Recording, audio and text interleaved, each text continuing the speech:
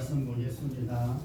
하나님의 말씀 구약 성경 창세기 42장 1절에서 25절 말씀입니다.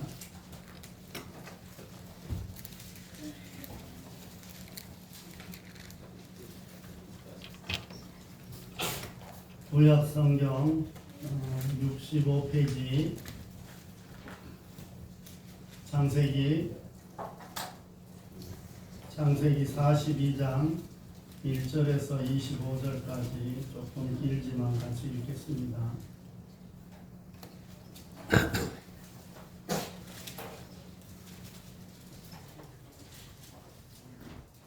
성경책 맨 앞에 65페이지 페이지 수 알지? 책 페이지 수 65페이지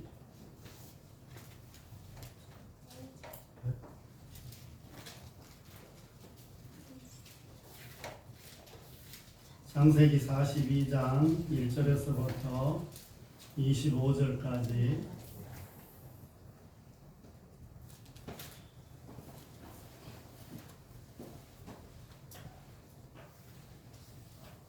경거리도 찾았어? 응.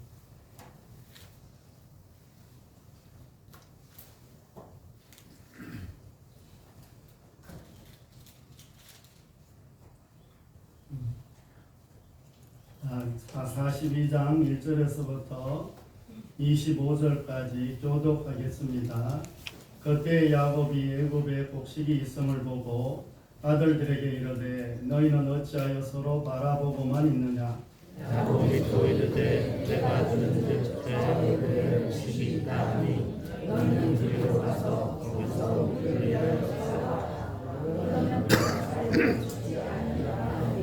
요셉의 형 10사람이 애굽에서 곡식을 사려고 내려갔으나 야곱이 요셉에게로 그냐는 그의 누구와 함께 장난했으니 이는 그의 생각에 장난이 그에게 들어가더라. 이스라엘의 아들들이 양식 사러 간 자 중에 있으니 가나안 땅에 기근이 있습니다. 내 요셉이 나의 종리로서 그 땅 모든 세상에게 기술을 주더니 요셉의 형들이어서 그 앞에서 땅에 엎드려 절하니 요셉이 보고 형들인 줄을 아나 모르는 체하고 험한 소리로 그들에게 말하여 이르되 너희가 어디서 왔느냐.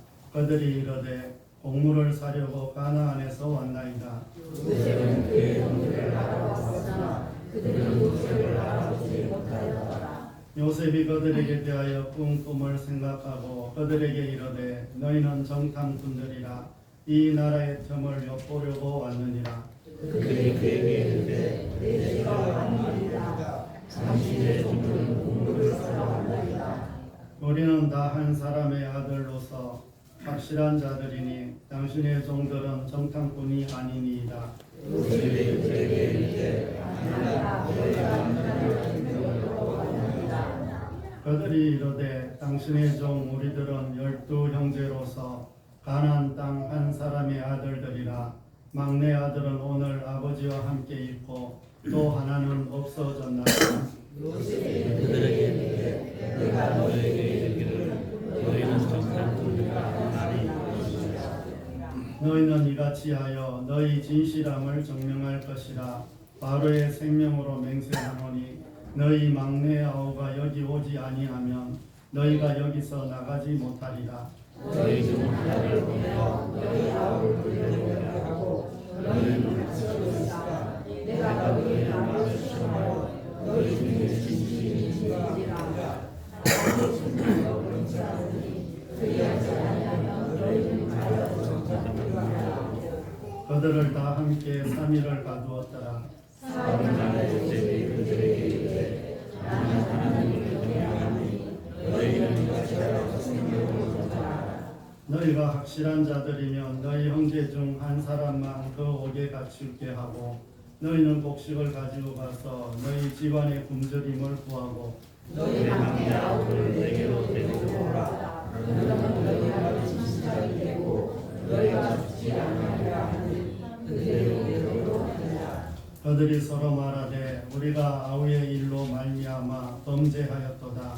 그가 우리에게 해결할 때 그 마음의 괴로움을 보고도 듣지 아니하였으므로 이 괴로움이 우리에게 임하도다.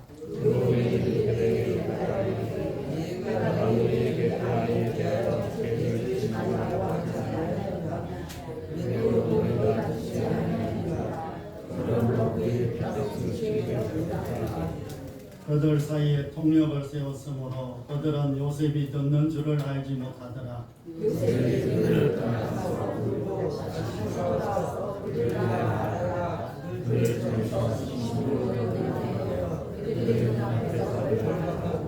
다 같이 읽습니다. 명하여 목숨을 그 쇠치게 하고 각 사람의 돈은 그의 자기의 돈으로 하고 또 그의 양식을 그들에게 주게 하니 그대로 행하였다. 아멘.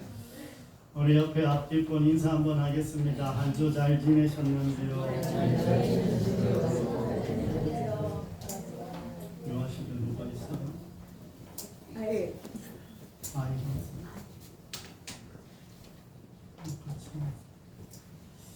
우리 옆에 앞뒷분 인사 한번 다시 한번 하겠습니다.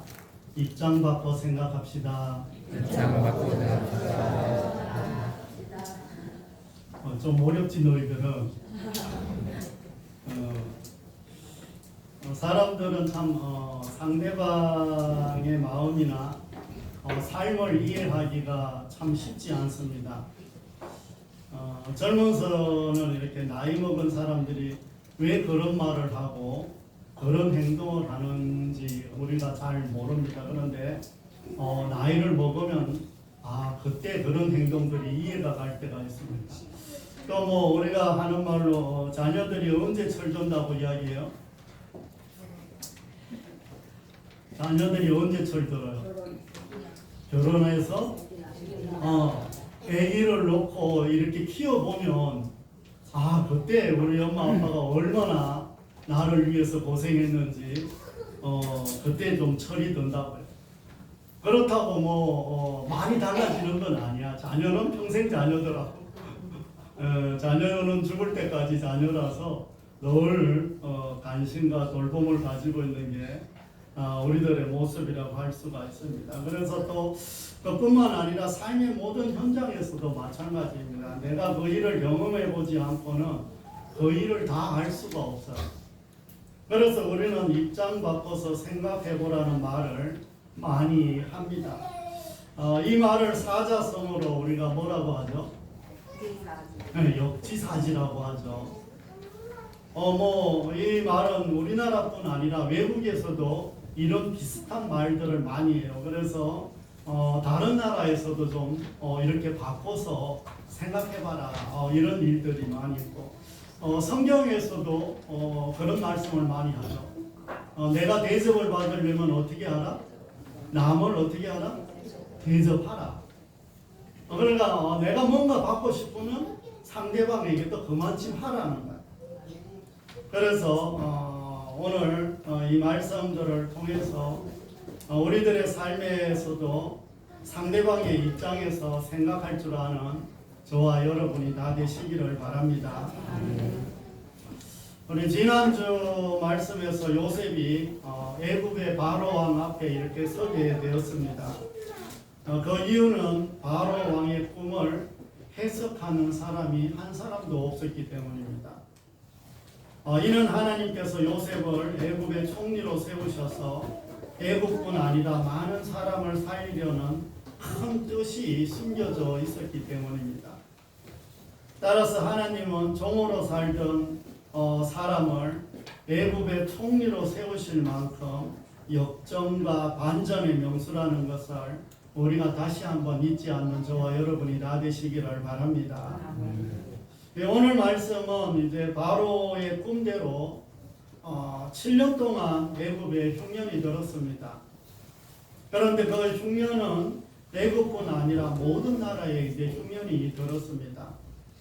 많은 나라들이 이제 애굽에 와서 곡식을 이렇게 사려고 합니다. 그 중에서도 가나안 땅에서 기근이 들어 야곱의 자녀들이 애굽으로 양식을 사러 오는 것을 볼 수가 있습니다. 이제 이들은 요셉과 이제 마주하게 되었고, 요셉은 그들을 알아보지만, 그러나 요셉의 형들은 알아보지 못하고 다음 진행 과정이 쭉 진행되는 것이 오늘 말씀과 다음 장의 이제 내용입니다. 하나님께서 바로 왕의 꿈을 통해서 예언하신 그 때가 이제 되었습니다. 애굽에는 7년 동안 얼마나 많은 풍년이 들었는지 곡식을 쌓을 곳이 없을 정도로 아주 풍년이 많이 들었습니다. 그래서 창고를 짓고 또 오랫동안 보관할 수 있는 시설까지 준비하여 흉년이 들었을 때를 아주 잘 준비를 했습니다. 이 모든 것들을 바로 왕은 요셉에게 모든 정권을 주어서 요셉이 모든 것들을 하고, 또 외국에서 사람들이 음식을 사러 와도 요셉이 다 장관을 하고 요셉의 허락 안에서 이 모든 것들이 이루어지고 있었습니다.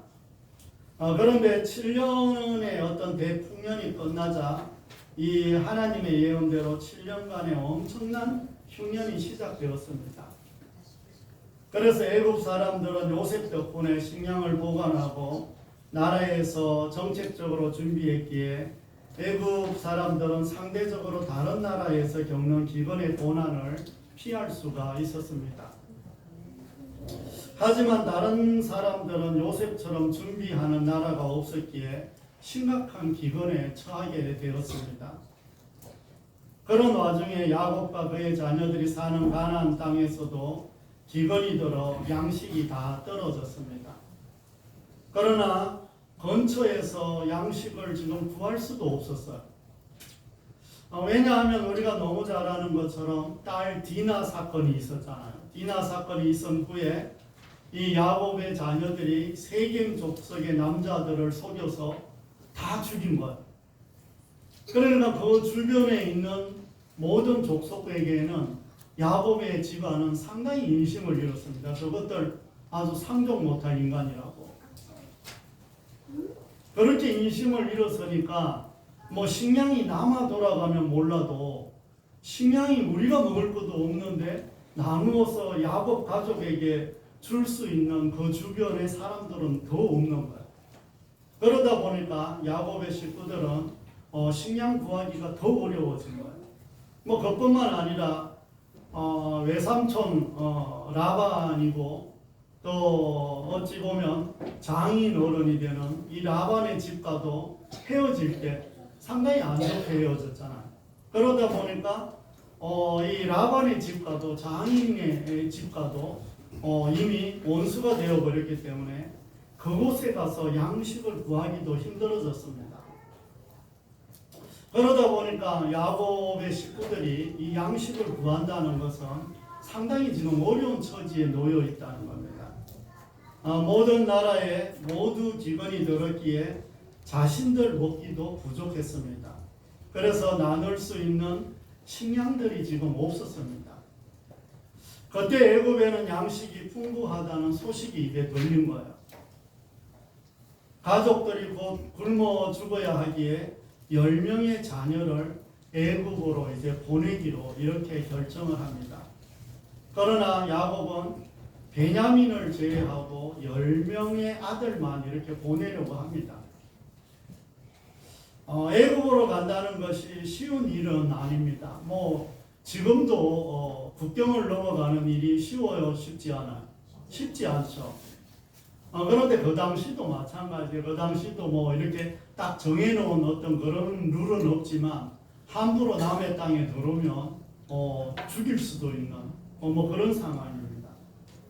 그래서 국경을 통과해야 되고 다른 나라에서 무슨 일을 당할지 모르기 때문에 그 외국으로 나간다는 것도 그렇게 쉽지 않습니다. 또 많은 길을 이제 걸어가야 되고 낮과 밤을 이렇게 걸어가야 되는 이런 속에서 자연재해나 들짐승들의 위험도 늘 도사리고 있었습니다. 이에 야곱은 혹시 요셉과 같은 재난이 베냐민에게도 닥칠까봐 염려하면서 베냐민을 보내지를 않습니다. 왜냐하면 자신이 그렇게 사랑하던 사람이 누구예요? 아내가 4명이나 되는데 그 중에 라헬을 정말 사랑했잖아요. 라헬 때문에 14년 동안 노동을 할 정도로 밭을 치를 정도로 그렇게 라헬을 사랑했는데 이 라헬이 베냐민을 놓다가 죽어버렸습니다.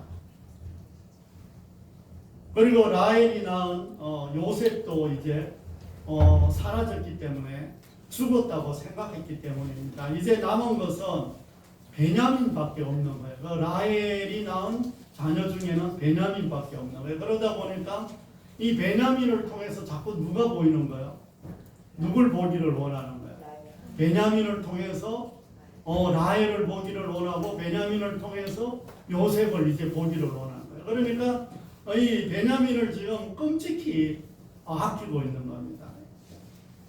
그러다 보니까 베냐민을 보내지 않고 10명의 자녀만 애굽으로 보낸 것을 알 수가 있습니다. 우리가 성경을 이렇게 쭉 봐서 알지만 야곱이 많은 시간이 흘러도 여전히 인간적인 생각을 버리지 못하는 것을 우리가 볼 수가 있습니다. 야곱이 자식들을 많이 편애해요, 안 해요? 편애를 해도 보통 편애하는 게 아니에요. 그러니까 이 편애의 시작이 요셉을 잃어버리는 결정적인 역할을 하잖아. 그런 시간들이 이렇게 흘러가는데도 여전히 야곱은 변하지 않아요. 야곱은 야복 강가에서 하나님과 씨름하면서 하나님을 만났어요, 안 만났어요? 하나님을 만났죠. 그뿐만 아니라 처음 베델에서 하나님을 만났어요, 안 만났어요? 만났어요. 그리고 외삼촌 집에서 나오는 도중에 마하나임에서, 그리고 또 다시 베델에서, 그리고 야복 강가에서 계속해서 하나님을 경험하고 또 경험하고 또 경험하고 계속해서 하나님을 만나요. 그런데도 불구하고 여전히 야곱은 인간적인 방법을 계속해서 같이 사용하고 있는 그런 모습을 볼 수가 있습니다. 절대적으로 하나님 앞에 자신을 맡기고 의지하지 않는 그런 모습을 볼 수가 있다는 거예요. 가끔 말씀드리지만 성경에서 우리랑 가장 가깝게 닮은 인물이 누구라고 그랬어요? 계속 이야기하죠. 성경에서 우리랑 가장 닮은 사람인 한 사람을 뽑는다 이러면 누구예요? 야곱이에요. 성경에 나와 있는 야곱이 참 변하지도 않고 잘못 행동하는 것도 많고 참 빠르기도 하고 속이기도 잘하고 거짓말도 잘하고 뭘 다 잘하는데 그렇다고 하나님도 정말 잘 믿으려고 열심히 해요.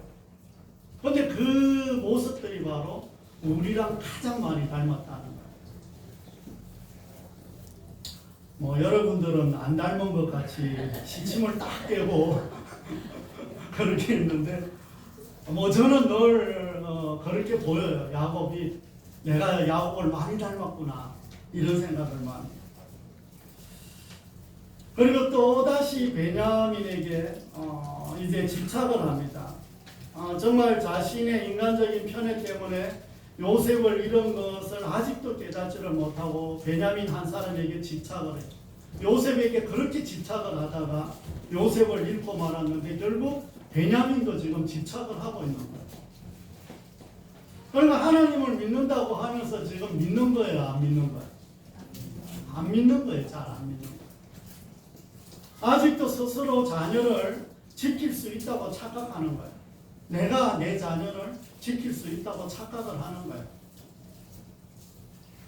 가끔 부모가 자녀들을 너무 간섭을 많이 하면 하나님이 간섭할 게 없어요. 그러나 자녀들을 너무 간섭을 많이 하고 너무 챙기고 너무 이것저것 다 해주려고 하면 하나님이 그 자녀에게 할 게 없어. 아멘 안 하셔도 상관은 없는데 그만큼 우리가 자녀들에게 집착을 많이 한다는 거예요. 우리나라 부모들은 자녀들을 이렇게 키울 때 자녀들이 넘어지면 우리나라 부모들은 빨리 가서 일으키지만 그 외국 사람들은 넘어지면 그냥 둬요, 안 둬요. 우리가 보면은 걔가 혼자 일어날 때까지 가만히 둬요. 그리고 잘 때도 어려서부터 늘 따로 재우고, 그리고 자녀들이 울면 그냥 왜 우는지 그냥 둬요. 왜 지금 네가 울고 있냐? 어려서부터도 이렇게 울면 안 된다는 것도 가르쳐주고, 무조건 떼쓰면 안 된다는 것을 어려서부터 가르쳐주는 거예요. 그런데 지금 야곱을 이렇게 보니까 본인이 자꾸 자녀를 지킬 수 있다고 착각을 하는 거예요. 인간적인 생각을 버리지 않는 한 내가 내 힘으로 지킬 수 있는 것은 아무것도 없다는 것을 다시 한번 마음에 새기는 저와 여러분이 되시기를 바랍니다. 이제 요셉의 형제들은 식량을 구하러 애굽에 와서 총리인 요셉에게 엎드려 절을 합니다. 드디어 정말 거의 이제 20년이라는 시간이 지나서 요셉의 가족들을 이제 형제들을 만나게 됩니다. 이 광경을 본 요셉은 뭐가 생각이 날까요? 이제 형들이 와서 자신에게 절을 했어요. 요셉이 어렸을 때 17세 때 무슨 꿈을 꾸었어요?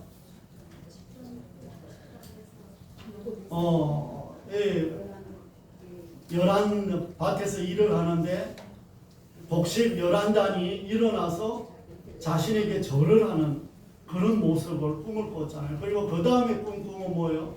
해와 달과 11별이 자기에게 절을 하는 것들을 꿈을 꾼 거야. 그런데 지금 오늘 요셉의 형제들이 와서 이렇게 절을 하는데 그 꿈이 기억났을까요? 안 났을까요? 났을 거야. 그는 자신이 총리가 되고 형들이 머리 숙이는 것으로 하나님이 자신에게 보여주신 꿈이 성취되었다고 지금 완전히 생각하지 않는 거예요. 왜냐하면 아직 해와 달이 오질 않았고 또 아버지와 어머니가 오지 않았고 그리고 11별인 동생 베냐민이 아직 오지 않았기 때문에 아직 완전히 그 꿈이 성취되었다고 지금 믿지 않고 있는 거예요. 그런데 뭔가 그 꿈을 기억하고 생각하고 있는 거예요. 이에 요셉은 형제들이 첩자라는 이유로 그들 스스로 자신들이 이야기를 상세하게 말하게끔 합니다. 그 가운데서 아버지가 아직 살아계시다는 것과 자신의 동생 베냐민이 아직 살아있다는 것을 확인하게 됩니다. 그리고 그 동생을 데리고 오기까지는 첩자의 누명을 벗어버릴 수 없을 것이라고 말을 하면서 그들을 가두어 버리는 이런 모습을 봅니다. 요셉은 아직 할 일이 많았기에 반가운 감정을 억누르고 형제들을 냉정하게 대합니다. 냉정한 듯 보이지만 사사로운 복수의 감정보다는 하나님의 계획을 이루어드리기 위해 냉철한 판단을 한 것을 알 수가 있습니다. 참 분별 없는 온정주의나 공사를 구분하지 못하는 일처리가 하나님의 일을 방해할 수 있다는 것을 기억하는 저와 여러분이 되시기를 바랍니다. 요셉은 자신이 하나님을 경험하는 사람이라 또 경외하는 사람이다 이렇게 형제들에게 말을 합니다. 그리고 형제들에게 약속하며 한 사람만 남고 곡식을 가지고 고향으로 돌아가 집안을 구하고 막내 아우를 데리고 오면 죽지 않을 것이라고 이렇게 말을 합니다. 이 말을 들은 요셉의 형제들은 자칫 잘못하면 자신들 모두가 죽임을 당하거나 애굽의 노예가 될 이런 상황에 처해져 있습니다.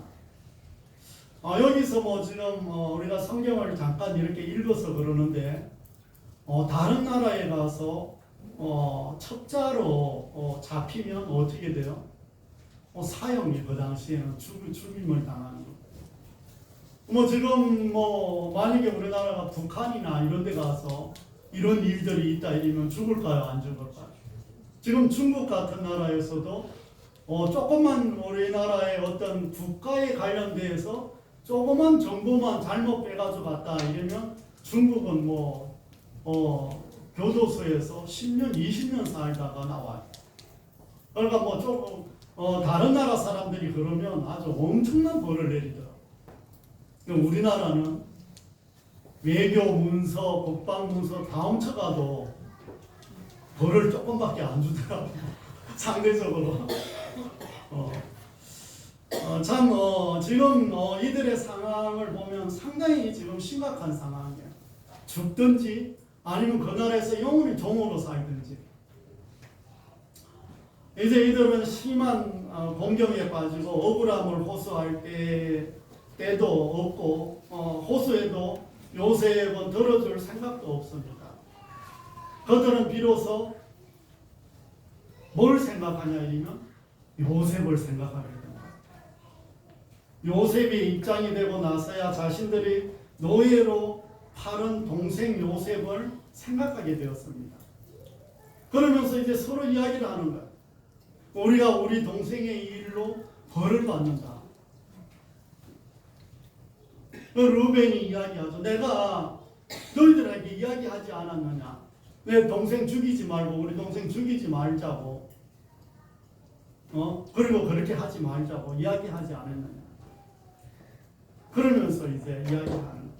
살려달라고 애원하는 동생을 이방의 노예 상인들의 판 후에 지금까지 이들은 입 밖에도 내지 않았어요. 그리고 아버지에게도 이야기하지 않았고 자기네들끼리도 이 일이 지금 너무나 엄청난 일이니까 자기네들끼리도 말을 못 꺼내는 거예요. 이들은 20년 동안 편했을까요? 안 편했을까요? 안 편했어요? 안 편했어요? 아무리 잘못했다 하더라도 동생을 죽이려고 했고 동생을 다른 나라에 몰래 노예로 팔아버렸는데 20년 동안 이들은 말을 안 해서 그렇지 이들도 상당한 괴로움 속에 살았을 거예요. 그런데 이제 위기가 찾아오자 이제야 서로 입을 꺼내서 말을 하는 것들을 볼 수가 있습니다. 요셉의 형제들은 요셉이 애굽의 총리가 되었다는 것이라고는 상상도 못했을 것입니다. 그리고 통력을 세웠기에 요셉이 자신들의 말을 알아듣고 있다는 것도 전혀 인식하지 못했습니다. 이 모든 것을 들었으면 요셉은 정말 분노해야 되잖아요. 이런 상황에 내가 만약에 요셉의 입장이라면 어떻게 했을 것 같아요? 형들을 어떻게 했어야 돼요? 형들을 어떻게 해야 돼? 가만둬야 돼요? 어떻게 해야 돼요? 아무리 형제들이라도 이거는 용서가 돼요? 안 돼요? 나를 죽이려고 했으니까.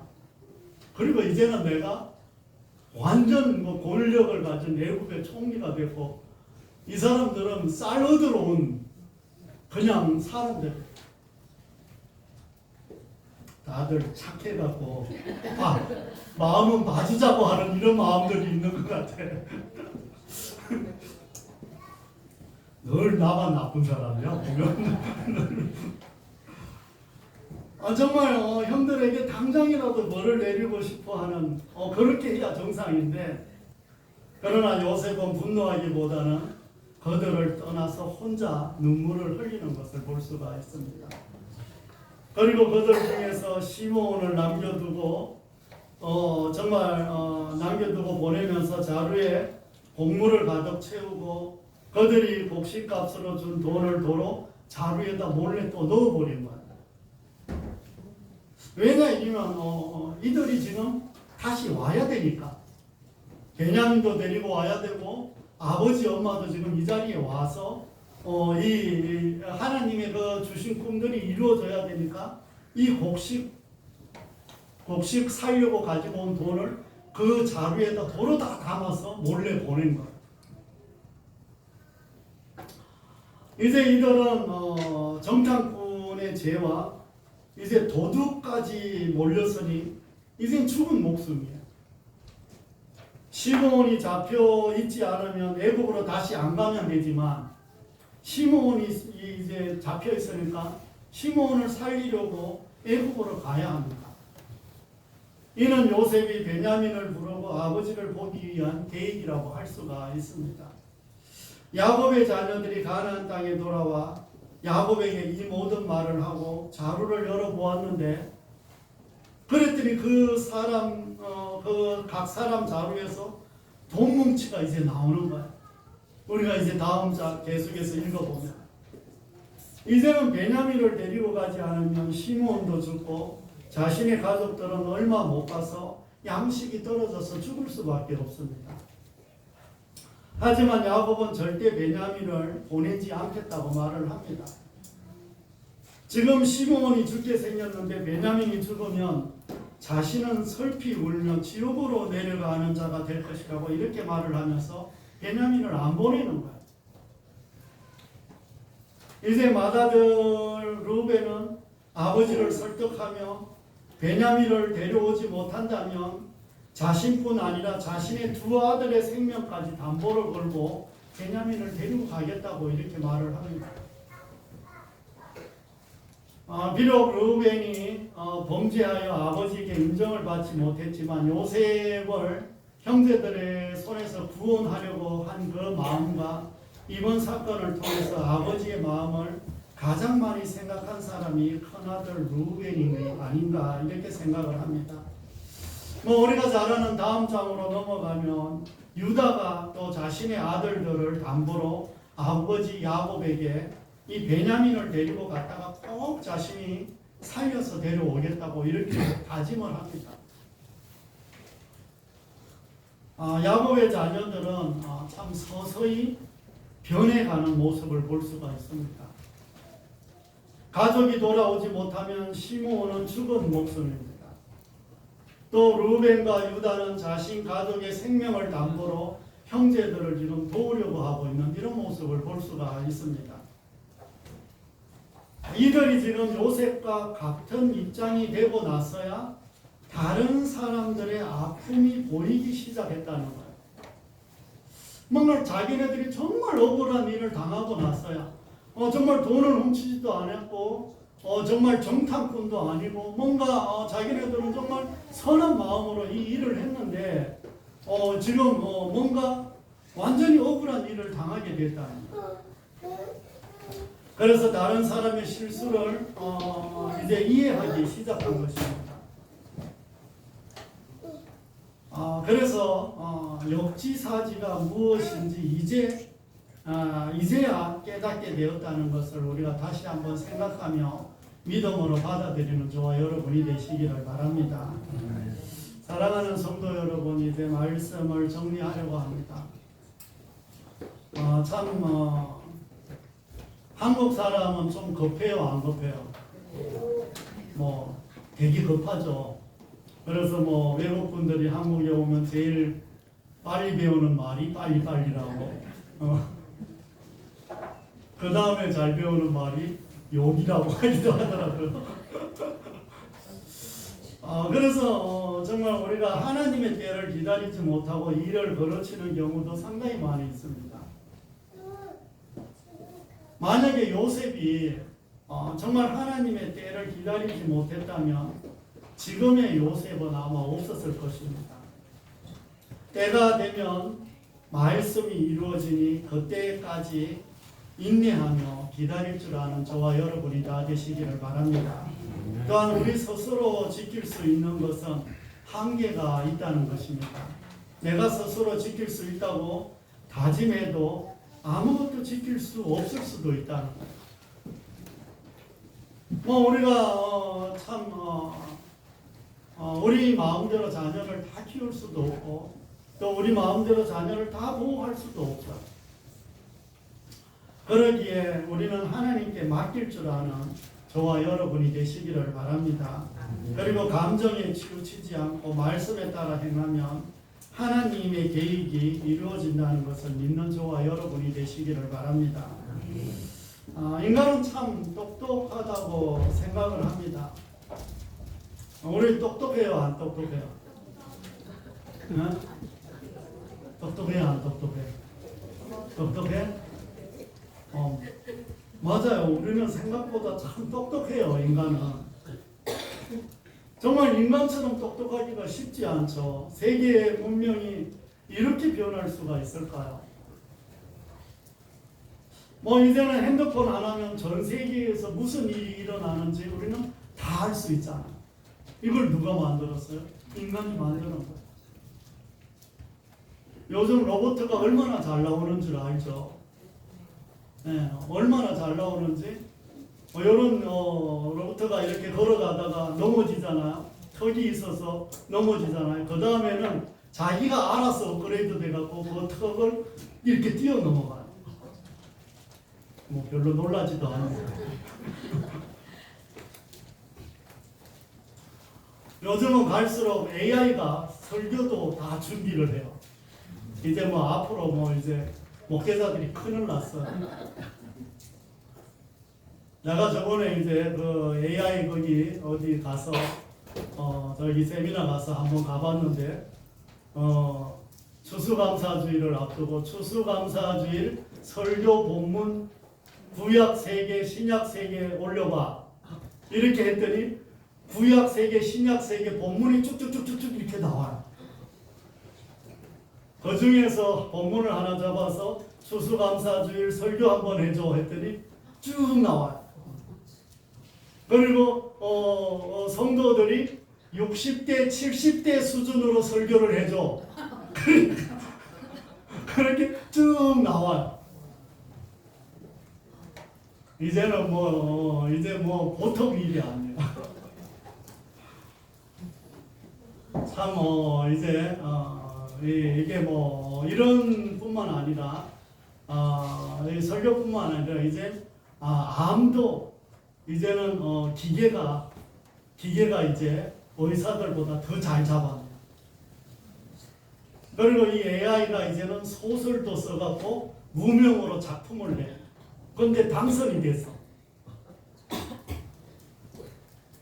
시대가 이제 점점 엄청난 시대가 지금 오고 있는 거예요. 그런데 한편으로 보면은 또 인간처럼 또 미련한 것도 없어. 자기 생각이나 자기 입장을 절대 바꾸지를 않아. 그래서 정말 같은 입장이 되어 경험하지 않으면 쉽게 깨닫지 못하는 게 인간이에요. 그만큼 우리가 또 똑똑하지만 미련해. 그러므로 우리는 역지사지의 마음으로 한 주 살아가시기를 바랍니다. 그러면 상대방을 더 이해하게 되고 작은 오해나 다툼이 사라지게 될 것입니다. 그러려면 때로는 희생하는 사람이 필요합니다. 그래야 자신도 살고 가족도 살며 교회 공동체도 살아가게 된다는 것을 마음에 새기는 저와 여러분이 되시기를 바랍니다. 더 나아가서 하나님께서 우리에게 주신 꿈을 이루실 때까지 방심하지 마시기를 바랍니다. 하나님이 우리에게 꿈을 주신 것은 그 꿈이 바로 하나님의 꿈이기 때문입니다. 여러분들에게 주신 꿈들, 비전들은 여러분들의 꿈만이 아니에요. 하나님이 주신 꿈이에요. 그 속에 하나님의 꿈이 포함되어 있다는 것입니다. 그 꿈이 완전히 이룰 때까지 인내하며 기다리는 저와 여러분이 되시기를 바랍니다. 하나님, 나를 통해서 하나님의 꿈이 이루어지기를 원합니다. 이런 소원을 가지시기를 바랍니다. 아멘. 여러분들의 꿈이 정말 하나님을 통해서 또 하나님의 꿈이 여러분들을 통해서 이루어지기를 기도하면서 한 주 살아가기를 바라는 우리 모두가 되기를 주의 이름으로 축원드립니다. 기도하겠습니다. 하나님 아버지, 오늘도 말씀을 통해서 다시 한번 야곱의 자녀들과 또 요셉의 형제들을 보면서 그동안 얼마나 우리가 집착을 하고 살고 있는지, 얼마나 상대방을 이해하지 못하고 살았는지 이런 모습들을 다시 한번 바라보았습니다. 하나님, 우리가 한 해를 마무리하면서 역지사지의 마음을 가지고 가정에서도 또 직장에서도 또 사업장에서도 그리고 우리 교회 공동체 안에서도 서로 상대방의 입장을 이해하며 나아갈 수 있도록 도우시고 인도하여 주시옵소서. 하나님의 그 크신 꿈들이 우리를 통해서 이루어지기를 원합니다. 하나님의 그 꿈이 나를 정말 도구로 사용해 주셔서 그 하나님의 나라가 이루어지기를 간절히 기도드립니다. 아버지 하나님, 이곳에 있는 주의 자녀들 한 분 한 분을 기억하시고 삶 가운데 늘 축복하여 주시옵소서. 아버지 하나님, 이곳에 주의 자녀들, 교회 학교 어린 자녀들이 있습니다. 하나님, 이들이 이 나라의 미래이니 이들을 하나님 축복하시고 이들 지혜와 명철과 또 하나님 총명을 더하여 주시기를 기도합니다. 아버지 하나님, 이들 공부한 것들 또 모든 삶 가운데 체험했던 것들 이들이 잊어버리지 않고 늘 하나님께서 주시는 놀라운 역사하심으로 하나님께서 이들을 키워주시기를 간절히 기도드립니다. 아버지 하나님, 하나님께서 또 교회 안에 연약한 분들도 있습니다. 하나님 만지시고 치료하여 주시기를 간절히 기도드립니다. 오늘도 오지 못한 주의 자녀들 위해 함께하여 주시옵소서. 아버지 하나님, 이 나라 이 민족 위에 함께하여 주시고 또 하나님 한국교회 위에 은혜를 베풀어 주시옵소서. 선교사님들과 농어촌교회 어려운 교회들 하나님 필요한 모든 것들을 채워주시고 살펴주시기를 간절히 기도드리며 우리를 죄에서 구원하신 예수 그리스도의 이름으로 감사하며 기도드립니다. 아멘.